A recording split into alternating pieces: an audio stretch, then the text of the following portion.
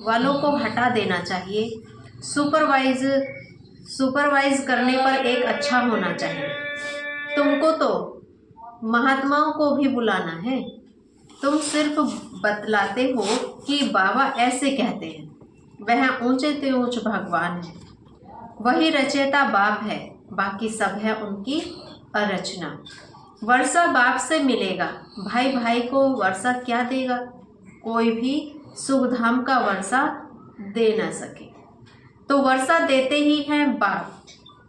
तो कहते भी हैं सर्व का सद्गति करने वाला एक ही बाप है।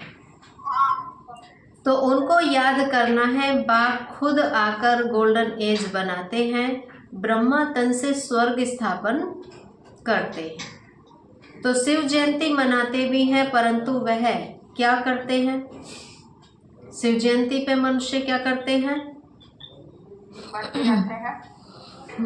बरती रहते हैं, पूजा पाठ करते हैं, पूजा पाठ करते हैं, मंदिर में जावे, जागरण करते हैं, कांवर वगैरह लेकर कांवड़ के आते लाते हैं, हैं,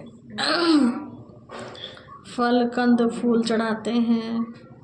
सब कुछ करते रहते हैं। लेकिन मालूम ही नहीं है कि शिव जयंती हम क्यों मना रहे हैं, ये रहस्य ही नहीं जानते। तो इसलिए बाबा कहते हैं शिव जयंती पर भी मंदिरों में जा कर के समझाना चाहिए, रहस्य बताना चाहिए। तो यह सब मनुष्य भूल गए हैं। शिव बाबा ही आकर राजयोग सिखलाए वर्षा देते हैं। 5000 वर्ष पहले भारत स्वर्ग था। लाखों वर्ष की तो बात ही नहीं है, तिथि तारीख सब है, उनको कोई खंडन कर न सके। नई दुनिया और पुरानी दुनिया आधा आधा चाहिए। वह सतयुग की आयु लाखों वर्ष कह देते तो कोई हिसाब हो नहीं सकता। स्वास्तिका में भी पूरे 4 भाग हैं। 1250 वर्ष हर युग में बांटे हुए हैं। हिसाब किया जाता है ना कि हर युग का कितने वर्ष है? 1250 वर्ष एक युग चलता है, तो 4 भागों में बांटा हुआ है। तो पूरा क्या हुआ? 5000 वर्ष का चक्र। लेकिन उसमें बाबा कहते हैं संगम युग भी आता है। कहते हैं ना संगम युग क्या दिखाया हुआ है? दुनिया में भी कहते हैं ना, एक 12 महीने में एक लौंद का महीना आता है ना, तो वो एक्स्ट्रा महीना होता है ना। इसी तरीके से बाबा ने भी दर्शाया है कि चक्र तो 5000 वर्ष का है, लेकिन जो ये संगम युग है 100 वर्ष का युग हमें एक्स्ट्रा मिलता है। लौंद का महीना कब आता है? 12 महीने, 3 साल के बाद आता है। 3 साल के बाद, 3 साल के बाद है। तो ये भी 5000 वर्ष के बाद एक्स्ट्रा 100 साल का हमें समय मिला है। क्या करने के लिए? इसमें ही परमात्मा आते हैं और हमें सारे सृष्टि के आदि मध्यांत का ज्ञान देते हैं।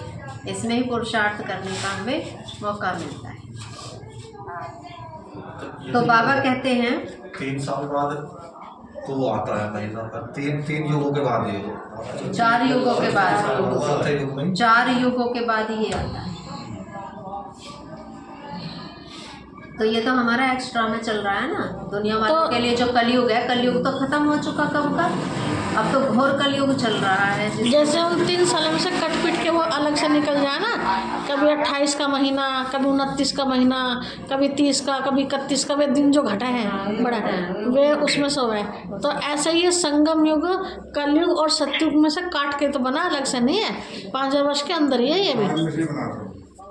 सुना फरवरी भी 29 की भी फरवरी होती है, और 28 की भी हुआ है, 28 की तो होती ही होती है, 29 की भी हुआ है, 29 की भी होती है शायद 4 साल में। 4 साल में होती है। ये तो 28 29 की तो हर साल होगा, एक साल 28 की, एक साल 29 की, हर साल चेंज हुआ। एक साल 28 की, एक साल 29 कभी 30 की नहीं होती है। जो साल 2 से कट जाता था 29 का होगा, 27 की भी की। की बात है, जैसे आपकी 29 की है साहब इसका भी। चलो होगा 27 28 की होगी बस। ये कैसे 27 28 ने 28 29 28 29 मत ऐसे 27 कर दिया। 19 से भी कभी होगा, 27 की नहीं होती कभी। 27 की। तो बाबा ने कहा पूरे 4 भाग हैं, 1250 वर्ष हर युग में बांटे हुए हैं। हिसाब किया जाता है ना, वो लोग हिसाब तो कुछ भी जानते नहीं, इसलिए कोड़ी तुल्य कहा जाता है। अब बाप हीरे तुल्य बनाते हैं। सब पतित हैं, भगवान को याद करते हैं, उन्हों को भगवान आकर ज्ञान से गुलगुल बनाते हैं। तुम बच्चों को ज्ञान रत्नों से सजाते रहते हैं, फिर देखो तुम क्या बनते हो। तुम्हारी एम ऑब्जेक्ट क्या है? भारत कितना सिरताज था, अब भूल गए हैं। तो मुसलमानों आदि ने भी कितना सोमनाथ मंदिर में लूटकर मस्जिदों आदि में हीरे आदि जाकर लगाए हैं। अभी उनकी तो कोई वैल्यू भी कर नहीं सकते। कितनी बड़ी बड़ी मणियाँ राजाओं के ताज में रहती थी, कोई तो करोड़ की, कोई 5 करोड़ की। आजकल तो सब इमिटेशन निकल पड़ी है। इस दुनिया में सब है आर्टिफिशियल पाई का सुख, बाकी है दुख ही दुख। दुख।